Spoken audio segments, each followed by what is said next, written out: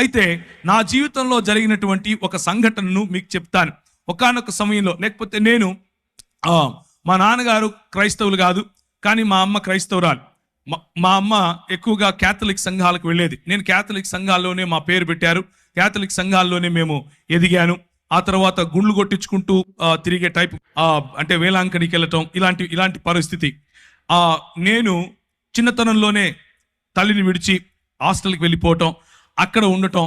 ఆ తర్వాత 10వ తరగతి మా ఊరు కడప, మా ఊరికి తిరిగి రావటం. ఆ ఊరిలో భయంకరమైనటువంటి అల్లరి, భయంకరమైనటువంటి గొడవలు, భయంకరమైనటువంటి ఫ్యాక్షనిజంలో పడిపోవటం.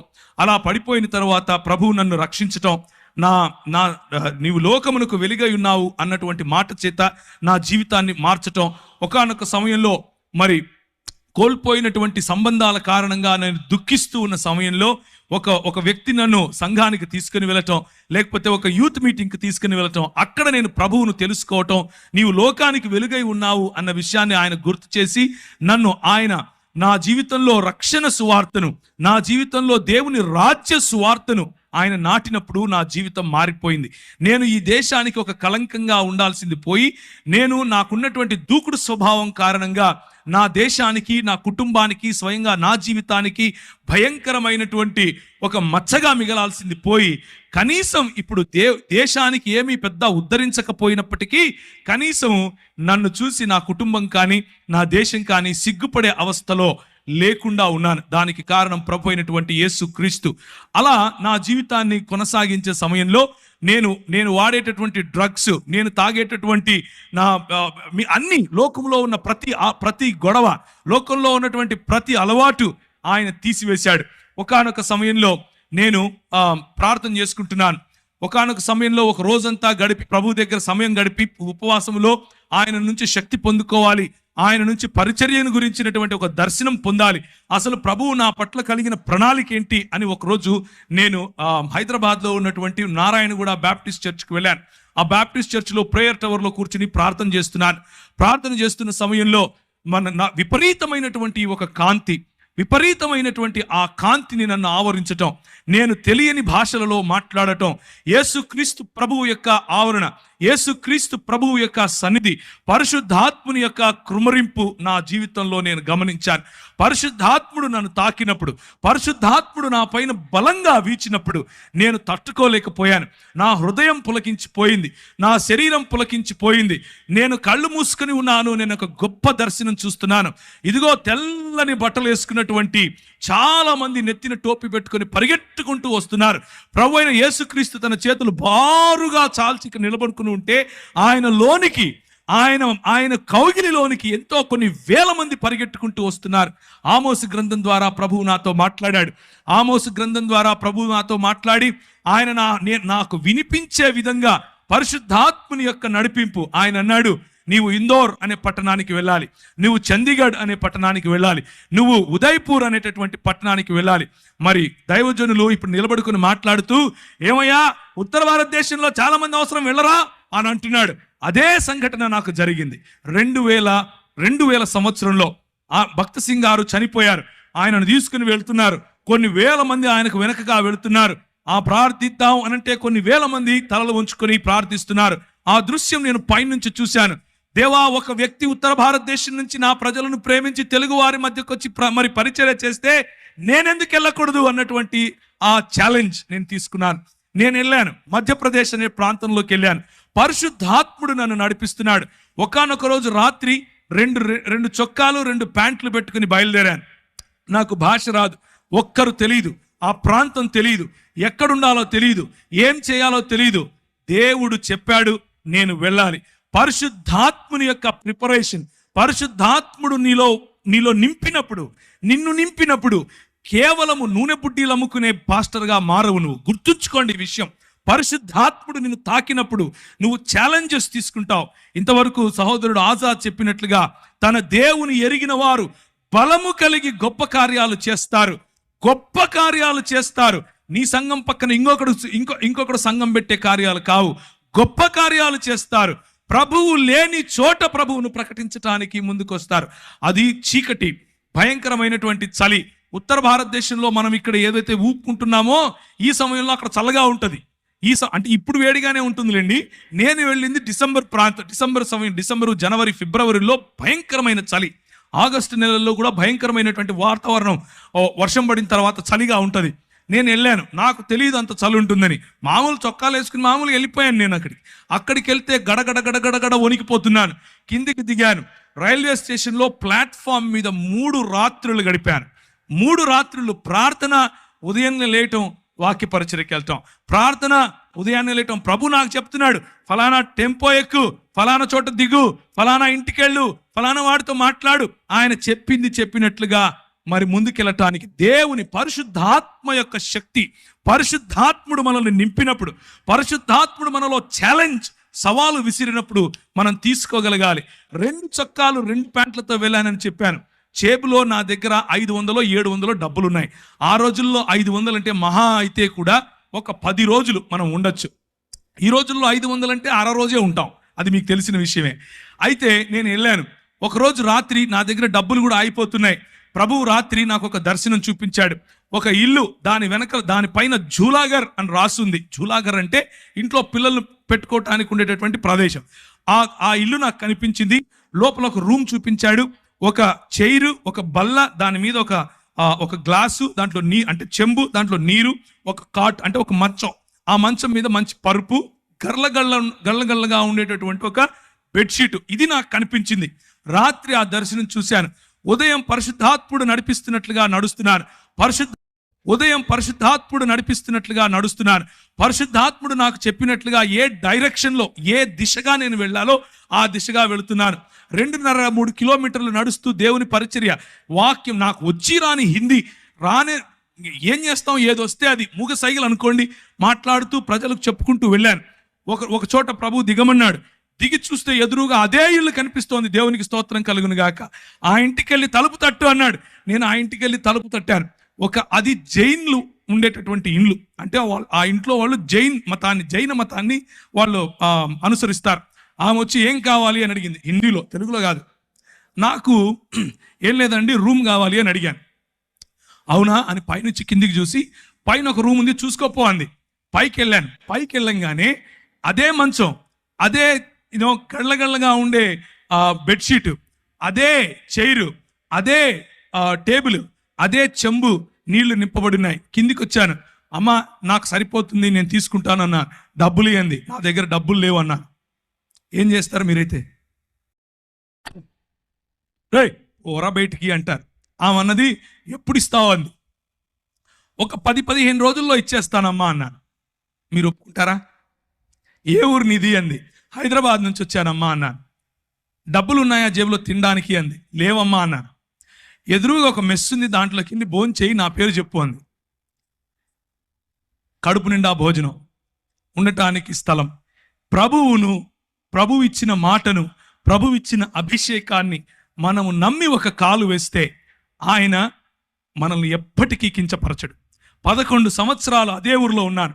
11 సంవత్సరాలు భీలు, బిలాల, కోయ, గోండు ఇలాంటి వాళ్ళు, బారేలా, తెలియని భాషలు, నాకు తెలియని భాషలు, నేను ఎప్పుడూ వినని భాషలు, నాకు హిందీయే రాదనుకుంటే అక్కడ ఎన్నో ట్రైబల్ భాషలు, అన్ని భాషల్లో దేవుని వాక్యం పరిచర్య చేశాను. భాషల వరము ప్రభు ఇస్తాడు. దేవునికి స్తోత్రం కలుగును గాక. భాషల వరం ఇస్తాడు. చేతులు వేసి ప్రార్థించినప్పుడు స్వస్థతలు చేస్తాడు. ఇవన్నీ ఎప్పుడు చేస్తాడంటే, ఇక్కడ మగపిల్లలు పుట్టడం కోసం ప్రార్థన చేస్తాను అని మా ఊర్లో ఒక ఆయన బోర్డు పెట్టాడు, హైదరాబాద్లో. అట్లా బోర్డు పెట్టుకొని యేసు ప్రభువును అమ్ముకునే పరిచర్య కాదు, యేసు ప్రభువును నమ్ముకునే పరిచర్య. దేవునికి స్తోత్రం కలుగును గాక. యేసు క్రీస్తు రాజ్యమును ప్రకటించే పరిచర్య. నేను వెళ్ళాను. నాకు అప్పుడు కరెక్ట్గా ఇప్పుడు నాకు 21 సంవత్సరం. ఊరు తెలియదు, ఏం తెలీదు. అదే ఊరిలో 11 సంవత్సరాలు. నేను 2011లో తిరిగి హైదరాబాద్కు తిరిగి వచ్చాను. నేను వెళ్ళేటప్పుడు ఎడ్వర్డ్ అన్న నాకు తెలుసు, నేను వచ్చిన తర్వాత ఎడ్వర్డ్ అన్న నాకు తెలుసు. కానీ అక్కడ ఉన్న 11 సంవత్సరాలలో ప్రభువు నన్ను వాడుకున్నటువంటి పద్ధతి, అక్కడ ఉన్న 11 సంవత్సరాల్లో నా చదువును ఆశీర్వదించాడు. నేను MBA ఇన్ ఇంటర్నేషనల్ బిజినెస్ అన్న కోర్స్ చదివాను. చదివిన తర్వాత ఎన్నో దేశాలు నన్ను ప్రభువు తిప్పాడు. తిరిగిన అన్ని దేశాల్లో ప్రభు పరిచర్యలో వాడుకున్నాడు. అంత మాత్రమే కాదు, ఈ చెప్పిన తెగలు, ట్రైబల్ మధ్య ప్రభు వాడుకున్నాడు. అన్నిటికంటే ముఖ్యంగా నాకు చూపించిన దర్శనం, ముస్లిముల మధ్య నీతో వాడుకుంటాను అని చెప్పాడు. ముస్లిముల మధ్య వాడుకున్నాడు. నేను వెళ్ళినప్పుడు 6 మంది, ఒక్క వ్యక్తి ప్రభువుని నమ్ముకోవటానికి 5 ఏండ్లు పట్టింది. ఆ తర్వాత 6 మంది 6 సంవత్సరాలు నాతో వాగ్వివాదం చేస్తూ వచ్చారు. నువ్వేంది, నువ్వు కథ ఏంది, నేను చూసుకుంటామన్నారు. ఆర్ఎస్ఎస్ వాళ్ళు, విహెచ్పి వాళ్ళు నాకు ఈమెయిల్ రాసేవాళ్ళు.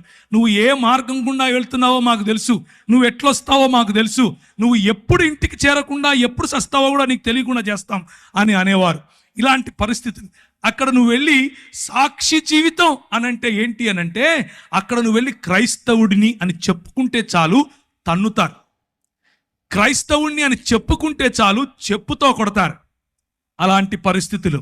కానీ స్టెఫెనును ఆశీర్వదించినట్లుగా, స్టెఫెనుకు వాక్ చాతుర్యం ఇచ్చినట్లుగా, స్టెఫెనులో వాక్ ప్రభావం ఇచ్చినట్లుగా, స్టెఫెనును ఏ విధముగా జ్ఞానముతోనూ కృపతోనూ ప్రభువు నింపాడో అలా యవ్వనస్తులను నింపగలడు. మనం ఒక్క విధేయత అన్నటువంటి అడుగు తీస్తే చాలు. నా జీవితం ఆ రోజు పరిశుద్ధాత్ముని యొక్క తాకిడితో మారిపోయింది. పరిశుద్ధాత్ముడు నా జీవితంలో తెలియని అగ్నిని రగిలింపజేశాడు. పరిశుద్ధాత్ముడు నా జీవితంలో ఇచ్చిన ఛాలెంజెస్, నేను వెళుతూ ఉంటే నాకు అన్ని బెడ్స్ ఆఫ్ రోజెస్ అందరూ వచ్చి కాళ్ళ మీద పడిపోయి పైసలు ఇచ్చేసి ఏమో చేశారు అనుకున్నారా? కాదు. అడుగడుగు నా ఛాలెంజెస్, అడుగడుగు నా బలహీనతలు, అడుగడుగు నా తెలియనటువంటి నేను ఎలా చేయాలి ఇప్పుడు అన్నటువంటి పరిస్థితి. కానీ ప్రభువు నమ్మకస్తుడు. ప్రభువు మనల్ని విడిచిపెట్టాడు. పిలిచిన పరిశుద్ధాత్ముడు మనల్ని విడిచిపెట్టాడు. మనల్ని అభిషేకించిన పరిశుద్ధాత్ముడు ఎక్కడెక్కడ నీకు ఏ ఏ పరీక్షలు పెడుతున్నాడో ఆ పరీక్ష ఉత్తీర్ణుడైనటువంటి మరుక్షణం తన ప్రత్యక్షతనిస్తాడు. ఒకానొక రోజు కృంగిపోయాను, భయంకరంగా కృంగిపోయాను. ఏం చేయాలి ప్రభువా? ఎలా నాకు డ్రై లైఫ్, మొత్తం ఎడారి అనుభవం, ఏమీ లేదు, ఖాళీ అయిపోయాను. నేను ఏం చేయాలి ఇప్పుడు అంటూ మోటార్ సైకిల్ నడుపుకుంటూ వస్తున్నాను. ఒక పెద్ద హోర్డింగ్ రాసి ఉంది, అడ్వర్టైజ్మెంట్. అందులో అంటే ఒక న్యూస్ పేపర్ వాళ్ళ అడ్వర్టైజ్మెంట్ అనమాట. అందులో ఉంది ఎక్స్పాండ్ యువర్ హరైజన్స్ అని ఇంగ్లీష్లో రాశారు. అంటే నీ సరిహద్దులు విశాలపరచుము అన్నటువంటి మాట. ఇది ఎక్కడో విన్నానే అని అనుకున్నాను. న్యూస్ పేపర్ వాడు బైబిల్ చెప్తున్నాడేంటి, అది కూడా మధ్యప్రదేశ్లో, అది కూడా క్రైస్తవులం అంటే ఓ భయంకరమైనటువంటి వివక్ష. అలాంటి చోట ఇంత పెద్ద హోర్డింగ్ ఎవరు పెట్టారు? ఇంటికెళ్ళి ఎక్కడుంది ఆ వాక్యం అని చూశాను. ఎబ్బేజు చేసిన ప్రార్థనను ప్రభువు చూపించాడు. నా సరిహద్దులను విశాలపరచుము అని ఆయన చేసినటువంటి ప్రార్థన నాలో ఒక అగ్నిని తిరిగి ప్రభు ఇవ్వటానికి ఆ వాక్యం సహాయపడింది. నేను ఎందుకు ఈ మాటలు చెప్తున్నాను అనంటే, పరిశుద్ధాత్ముడు రియల్, పరిశుద్ధాత్ముడు నిజమైనటువంటి దేవుడు. పరిశుద్ధాత్ముడు మనతో మాట్లాడగలడు. పరిశుద్ధాత్ముడు మనల్ని తాకగలడు. పరిశుద్ధాత్ముడు మనకు శక్తినివ్వగలడు. కొంతమంది పరిశుద్ధాత్ముని పేరట చేసే గారడీల కోసం మీరు ఆయనను నిజమైన దేవుణ్ణి మర్చిపోకండి. కొంతమంది చేసే గారడీల కారణంగా పరిశుద్ధాత్ముని వెక్కిరింపులకు పాలవుతున్నాడు. కానీ నిజానికి ఆయన నీతిని, న్యాయమును జరిగించు దేవుని రాజ్య స్థాపనకు నిన్ను వాడుకోగలడు. ఒకానొక రోజు 2003 నుంచి 2005 ప్రాంతాల్లో రాజస్థాన్ మరియు మధ్యప్రదేశ్ బార్డర్స్లో కొన్ని ఊర్లు ఉన్నాయి, నీమచ్, మందసోర్ అనే ఊర్లు. ఆ ఊర్లలోకి మమ్మల్ని ప్రభువు నడిపించాడు. అక్కడ ఉన్నటువంటి అతి ప్రాముఖ్యమైన సమస్య ఏమిటి అని అంటే, ప్రజలు వాళ్ళ ఇంట్లో ఆడపిల్ల పుడితే చాలా సంతోషిస్తారు, గంతులు వేస్తారు, నాట్యాలు చేస్తారు. ఎందుకబ్బా అని అనుకుంటే, దేవి పుట్టింది, మా ఇంట్లో దేవి పుట్టింది అని అంటారు. ఏంటి ఇంతకు దేవి పుట్టింది అంటున్నారు? ఇంతకు మంచి సంస్కృతి ఎక్కడి నుంచి వచ్చింది వీళ్ళకి మన దేశంలో అని అనుకున్నాం. కానీ నిజం ఏంట్రా అని చూస్తే, ఆ అమ్మాయి 12 ఏళ్ళు వచ్చిన తరువాత, మొట్టమొదటిసారి పుష్పవతి అయిన తరువాత, వాళ్ళ సొంత నాన్న, వాళ్ళ సొంత అన్న పోయి వీళ్ళ మధ్యలో పింపులుగా పనిచేసి, అంటే బడవలుగా పనిచేసి ప్రజలను, కస్టమర్లను పట్టుకొస్తారు ఈ అమ్మాయికి. ఇది ఆ సంస్కృతి, ఈ విష సంస్కృతి. ఏంటి ఈ విష సంస్కృతి అని అంటే, నువ్వు ఈ కులంలో పుట్టావు, నీ పనే నీ ఒళ్ళు అమ్ముకోవటం, 12 ఏళ్ళు దాటంగానే నీ ఒళ్ళు అమ్ముకొని తీరాలి అని చెప్పి నేర్పించినటువంటి సంస్కృతి. ఆ సంస్కృతిలో మేము అక్కడ ఉన్నటువంటి గవర్నమెంట్ అధికారుల దగ్గరికి వెళ్ళాం కొంతమందిని కలిసి. అయ్యా, మరి ఇలాంటి బాచడా మరియు బేడియా అనే సమాజాలు ఉన్నాయి, వారి మధ్య వెలుగు లేదు, వారి మధ్య విద్య లేదు, వారి మధ్య పడుపు వృత్తి ఉంది, తెలియనటువంటి రోగాలు, సెక్షువలీ ట్రాన్స్మిటింగ్ డిసీజెస్ ఎన్నో వస్తున్నాయి, ఎలా చెయ్యాలయ్యా అని అంటే ఆయన అంటాడు, అది వారి కర్మ. ఏంటది? కర్మ. నీకెందుకయ్యా? ఏ దేశం నుంచి వచ్చావు నువ్వు? ఏ రాష్ట్రం నుంచి వచ్చావు నువ్వు, వాళ్ళకు నిధులు మేమెందుకు ఇవ్వాలి, అది వాళ్ళ వృత్తయ్యా, వాళ్ళు సంపాదించి ట్యాక్సులు కడతారు మాకు అంటాడు. ప్రభువా ఏం చేయాలి? పరిశుద్ధాత్ముని శక్తి, పరిశుద్ధాత్ముని బలం ప్రభుత్వాలతో కూడా మాట్లాడటానికి మనకు శక్తినిస్తుంది. ఆ 2003లో చూసినటువంటి ఆ సన్నివేశం మా మనసులో నిండిపోయింది. మేమందరం కలిసి ఒక ప్రణాళిక తీసుకొని వచ్చాం. ఈరోజు 2019కి వేలకు పైగా ఆ బాంచడా సమాజానికి చెందిన వారు, చదువుకున్న వారు ఉన్నారు. వేలకు పైగా పడుపు వృత్తిని వదిలేసిన వారు. వారి మధ్యలో స్కూళ్లు స్థాపించాం, వారి మధ్యలో ఆలయాలు స్థాపించాం, వారికి పరిశుద్ధాత్మ దేవుణ్ణి పరిచయం చేశాం. పరిశుద్ధాత్మ దేవుడు కొంతమందికి అయితే వారిలో ఉన్న భయంకరమైన రోగాలు, నువ్వు సస్తావు, నువ్వు బ్రతకవు అని డాక్టర్లు చెప్తే చెయ్యి వేసి ప్రార్థన చేస్తే ప్రభు వారిని లేపాడు.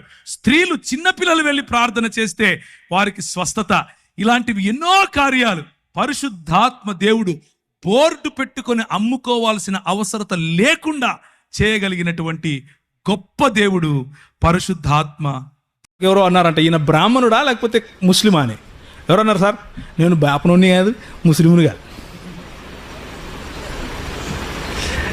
ఓకే, ఏది కాదు, నా పేరు వెనక ఏ తోకాలేదు. కానీ నేను మీరు అనుకున్నట్లు ఏది ఆ 2 వర్గాలకు చెందినని కాదు. నా వర్గం ఒకటే, రైట్? ఒకే కులం. ఏ కులం? సేవకులం. ప్రభువుని సేవించుకోవాలి, ఆయన్ని వెంబడించాలి. ఇది ఎందుకు ఆయన్ని వెంబడించాలి అంటే నా జీవితాన్ని మార్చాడు కాబట్టి. ఈయన యేసు ప్రభు దేవుడు కాకపోతే ఆ రోజు నాకు నా జీవితాన్ని మార్చేవాడు కాదు కాబట్టి. నేను భయంకరమైనటువంటి డ్రగ్గిస్ట్, మీకు తెలుసో తెలీదో కానీ నేను భయంకరంగా డ్రగ్స్ వాడేవాడిని. పొద్దున్నుంచి సాయంత్రం వరకు అదే పని నాకు. భయంకరంగా కొట్లాటల్లో తిరిగేవాడిని కడపలో. ఎంతసేపు కత్తులు, బాంబులు, అవి రివాల్వర్లు, వాడిని కొట్టాలి, వీడిని కొట్టాలి, అక్కడ కొట్టాలి, ఇక్కడ పోవాలి, ఆ మర్డర్ కేసు, ఇది కేసు, ఇది నా బతుకు. ఇట్లే ఉండేవాడిని. ఒకరోజు ఒక కేసులో పడితే ఆ కేసు నుంచి మా అక్క విడిపించింది. మా అక్క సిఐ ఆ ఊరికి. మా అక్క విడిపిస్తే కొన్ని రోజుల తర్వాత కడప విడిచిపెట్టి వచ్చేసినాను హైదరాబాద్కి. హైదరాబాద్ విడిచిపెట్టి వచ్చేసిన తర్వాత ఇట్లనే ఒక మీటింగ్లో ఒక ఆయన తెల్లబొచ్చేసుకుని దేవుని వాక్యం చెప్తూ దేవుడు లోకమునకు వెలుగై ఉన్నాడు అన్నాడు. ఓ సూపర్, నో ప్రాబ్లం అన్నాను. నాకేం ప్రాబ్లం, ఇక్కడేమో అందరు గిటార్ కొట్టి పాటలు పాడుతున్నారు, నాకు గిటార్ ఇష్టము, అందుకని కూర్చున్నాను. ఆ మరుసటి రోజు వెళ్తే ఆయన అన్నాడు, నీవు లోకమునకు వెలుగై ఉన్నావు అన్నాడు. ఫస్ట్ ఏమో దేవుడు లోకానికి వెలుగు అన్నాడు, తర్వాత యేసు లోకానికి వెలుగు అన్నాడు, ఇప్పుడేమో నువ్వు లోకానికి వెలుగు అంటున్నాడు. మన చేతిలో వెలుగు ఉంటుంది, నేను వెలుగు గాడమైంది. అవును కదా, ఇలా కుదరదు అన్నాను. ఆ వాక్యం నన్ను పట్టుకుంది. యేసు వెలుగు కాకపోతే, చీకటిని ఛేదించే వెలుగు కాకపోతే నా జీవితంలో వెలుగు వచ్చేది కాదు. యేసు దేవుడు కాకపోతే నా జీవితంలో వెలుగు వచ్చేది కాదు. యేసు ఆ వెలుగును సృష్టించినటువంటి దేవుడు కాకపోతే నా జీవితంలోకి వెలుగు వచ్చేది కాదు. యేసు దేవుడు కాదు, చిన్న దేవుడు అని ఈరోజు నువ్వు చెప్తే నేను ఈ బైబిల్ విడిచిపెట్టి పోవడం బెటర్. అందుకనే ఒకే కులం అన్నాను, సేవకులం. ఈ యేసు దేవత్వాన్ని నిరూపించుకుంటూ పోవడమే నా పని. ఒకరోజు ఇట్లే హైదరాబాద్లో ఒక చిన్న పుస్తకాలు కొనుక్కుంటున్నాను. పుస్తకాలు కొనుక్కుంటుంటే ఒక ఆయన గడ్డం పెట్టుకొని, టోపీ పెట్టుకొని వచ్చి ఒక కరపత్రం ఇచ్చాడు. అందులో ఉంది, ఎవరు చెప్పారు యేసు దేవుడు అని? ఆయన చెప్పాడా? బైబిల్ ఉందా? బైబిల్ అంతా చెడిపోయింది, మీ వాళ్ళంతా అబద్ధం చెప్తున్నారు, టక్ టక్ టక్ టక్ టక్ చెప్తున్నాడు. నాకేం అర్థం కావట్లేదు, ఇట్లా కొట్టేస్తున్నాడు. అంటే మాటలు నాకేం అర్థం కావట్లేదు, ఊపిరాట్లేదు అసలు. నా పక్కన అన్నున్నాడు, ఆయన నన్ను ప్రభువులో నడిపిస్తున్నాడు, అంటే కొంచెం శిష్యత్వంలోకి నడిపిస్తున్నాడు. ఆయన వైపు చూస్తున్నా ఏమైనా చెప్తాడు అని. ఆయన అంతా విని మళ్ళీ మాట్లాడుతాను నీతో అన్నాడు. ఓయమ్మా ఇదేంది ఇది, అన్నెన్ని మాటలు ఆడనేసి వెళ్ళిపోతుంటే మళ్ళీ మాట్లాడుతానంటాడేంటినా. నాకు చెప్పాడు, పట్టించుకోకని వాళ్ళు అట్లే మాట్లాడుతుంటారు. వాళ్ళు అట్లే మాట్లాడటం ఏంటన్నా, ఆయన దేవుడనే కదా నేను వచ్చాను, ఆడేమో దేవుడు కాదంటాడేంటి, ప్రవక్త అంటాడు, మనిషి అంటాడు. దేవుడు కాకపోతే నేను రావడం ఎందుకు, మళ్ళీ మాట్లాడడం ఏంటి, ఇప్పుడే మాట్లాడు, లేకపోతే నా వెలిగిపోతుంది. ఆ రోజు నిర్ణయించుకున్నాను యేసు ప్రభువుని గురించి చదవాలి అని, యేసు ప్రభువుని గురించి సంపూర్ణ అధ్యయనం చేయాలి అని. నేను చేసినటువంటి నా 16 ఏళ్ల అధ్యయనంలో నేను కనుగొనింది ఇదే. బైబిల్లో ఉన్న ఏ లేఖనము కూడా దేవుని యేసు ప్రభు యొక్క దేవత్వానికి వ్యతిరేకంగా లేదు. బైబిల్లో ఉన్నటువంటి ఏ లేఖనము కూడా ఆయనను దేవుడిగా కాకుండా నిరూపించడానికి వీలు లేదు కూడా. అలాంటిది సృష్టించాలనుకున్నా కానీ, సృష్టించాలనుకున్న వాళ్ళు సృష్టించారు కానీ నిలబడలేకపోయారు. దేవుని వాక్యంలో ఉన్నటువంటి శక్తి అది. ఆయన దేవుడు, మహాదేవుడు, మహాదేవుడు. ఒకరోజు బ్యాప్టిస్ట్ చర్చిలో వెళ్ళి నేను ఉపవాసం ఉండి ప్రార్థన చేస్తున్నాను. దేనికోసం? అప్పుడు క్యాట్ ఎగ్జామ్ ప్రిపేర్ అవుతున్నాను. క్యాట్ ఎగ్జామ్ దేనికి రాస్తారు చెప్పండి? క్యాట్ అంటే పిల్లి కదన్నా అనేరు పొరపాటున. క్యాట్ ఎగ్జామ్ దేనికి రాస్తారంటే ఎంబీఏ కోసం రాస్తారు. ఎంబీఏ లాంటి చదువులు చదవాలి అంటే క్యాట్ ఎగ్జామ్ రాయాలి. Cat GRE. క్యాట్ ఎగ్జామ్ కోసం ప్రిపేర్ అవుతున్నాను. ప్రిపేర్ అవుతూ ఉంటే వెళ్ళి ఒకరోజు ప్రార్థన చేస్తూ ఉంటే ప్రభు నాకు ఒక దర్శనం ఇచ్చాడు. కళ్ళు తెరుచుకునే ప్రార్థన చేస్తున్నాను, కళ్ళు మూసుకొని నిద్రపోవట్లేదు. కళ్ళు తెరుచుకునే ప్రార్థన చేస్తున్నాను. ప్రార్థన చేస్తూ ఉంటే ఆమోసు గ్రంథం ద్వారా ఆయన మాట్లాడి అనేకమైన జనాలు నెత్తి మీద టోపీలు పెట్టుకొని తెల్లటి వస్త్రాలు వేసుకొని ప్రభు అయిన యేసు క్రీస్తులోనికి పరిగెట్టుకుంటూ రావడం నేను చూశాను. నా దర్శనంలో చూశాను. ప్రభు అన్నాడు, నువ్వు ఇందోర్ అనే పట్టణానికి వెళ్ళాలి అన్నాడు. ఇందోరా? ఏంటిది? నేను ఎప్పుడు ఇన్లా, ఆ ఊరు ఎక్కడ ఉంటుందో నాకు తెలియదు. మ్యాప్లో వెతికా, ఇందోర్ అనేది మధ్యప్రదేశ్లో ఉందని తెలిసింది. వెళ్ళిపోయా రాత్రికి రాత్రి. ఒక బ్యాగ్ తీసుకుని దాంట్లో 2 సొక్కాలు 2 ప్యాంట్లు వేసుకుని వెళ్ళిపోయా. ఏమో ఎచ్చులు వెళ్ళిపోయా. అక్కడ చూసి చలి, ఓ అక్కడికి వెళ్ళిపోతే రైల్వే స్టేషన్లోనే ఉండాల్సి వచ్చింది. నాకు ఎవరు తెలియదు అక్కడ. 3 రోజులు 3 రాత్రుళ్ళు రైల్వే స్టేషన్లోనే ఉన్నాను. రైల్వే స్టేషన్లోనే ఉండి సువార్త పరిచర్య చేస్తూ ఉంటే మోకాళ్ళ మీద ప్రార్థన చేశాను. ప్రవ్వా ఏంటి, తుమ్ జాతా హై మై ఆతా హై, ఇంతే వచ్చు నాకు, అంతమించేం రాదు. జాతా హై ఆతా హై ఇంతే వచ్చు. ప్రవ్వా ఏంటి ప్రవ్వా, నాకు ఈ భాష రావట్లేదు, నేనేం చెప్పాలి అని అంటే అనర్గళంగా మాట్లాడటానికి హిందీ ఇచ్చాడు. దేవునికి స్తోత్రం కలుగును గాక. అనర్గళంగా, మామూలుగా కాదు. ఒక్క నెలలోనే టీవీలో మాట్లాడాను. ఎలా? హిందీలో మాట్లాడాను. నేనేం నేర్చుకోలా, ఏ స్కూల్కి వెళ్ళలా, ఏ గ్రామర్ చదవలా. కానీ వాళ్ళు నన్ను సౌత్ ఇండియన్ అనుకోరు. ఎందుకు అనంటే నేను మాట్లాడే హిందీ అంత శుద్ధంగా ఉండేట్లుగా మాట్లాడాను ఆ రోజుల్లో, ఒక్క నెలలో. కారణం ఏంటి అనంటే ద పవర్ ఆఫ్ గాడ్. నీ రాజు ఆయన వాడుకోవాలి అనుకుంటే కావలసిన ఈవులు ఇస్తాడు, కావలసిన వరాలు ఇస్తాడు, కావలసినటువంటి అవకాశాలు ఇస్తాడు. నాకు ఇచ్చాడు. నేను వెళ్ళి మాట్లాడాను. అక్కడ కలిసాను నా భార్యను. అందుకు చెప్పాను ఇది, ఇంకేదో దాని కాదు. అక్కడ ఏంటి ఫుల్ చక్కెర వేసారేంటి? నేను చక్కెర తాగను, హనీ. ఓకే. అక్కడ నేను పనిచేసేటటువంటి, అంటే నేను ఏ సంఘంలో అయితే వెళ్ళానో ఆ సంఘం పాస్టర్ గారు అమ్మ లడ్డులాగా దొరికాడు అనుకున్నాడో ఏమో తెలియదు, కానీ వాళ్ళ కూతురునిచ్చి పెళ్లి చేశాడు. నిజంగానే ఆయనకు నేను లడ్డూగా దొరికానో లేదో తెలియదు, కానీ నాకు మాత్రం నా భార్య లడ్డుగానే దొరికింది. మామూలు లడ్డు కాదు. ఇప్పుడు నేను చేసే పరిచర్య, మీకు కనిపించే పరిచర్య, నేను చేసే పరిచర్యల్లో ఒక 10వ వంతు మాత్రమే. నిజంగా చెప్తున్నాను, 10వ వంతు మాత్రమే. చర్చ్ ప్లాంటింగ్ కానివ్వండి, రోడ్డు మీద పడుండే వాళ్ళని తీసుకొచ్చుకోవడం కానివ్వండి, పిల్లలను పెంచడం కానివ్వండి, డిసైపుల్షిప్ ట్రైనింగ్ కానివ్వండి, బైబిల్ కాలేజెస్ కానివ్వండి, బిజినెస్ యాజ్ మిషన్ అనే పరిచర్య కానివ్వండి, వ్యాపారాలు స్థాపించే పరిచర్య కానివ్వండి, పొలిటీషియన్స్గా ప్రజలను రిలీజ్ చేసే పరిచర్య కానివ్వండి, ఇలాంటి పరిచర్యలు అనేకమైన పరిచర్యల్లో నా భార్య నా ముందు నాకు వెనక్కుండి నడిపిస్తాయి. మామూలు కాదు. నేను తల, కానీ ఆమె మెడ. ఆమె ఊగినట్టే మనం ఊగాలి, ఏం ఆప్షన్ లేదు. ఫోన్ చేసింది, ఎప్పుడొస్తున్నా? మీరేమో 2 గంటల వరకు చెప్పాలంటారా? అంత కుదరదు. అక్కడ హైకమాండ్ స్విచ్ చేసింది, వెళ్ళిపోవాల్సిందే, వేరే ఆప్షన్ లేదు.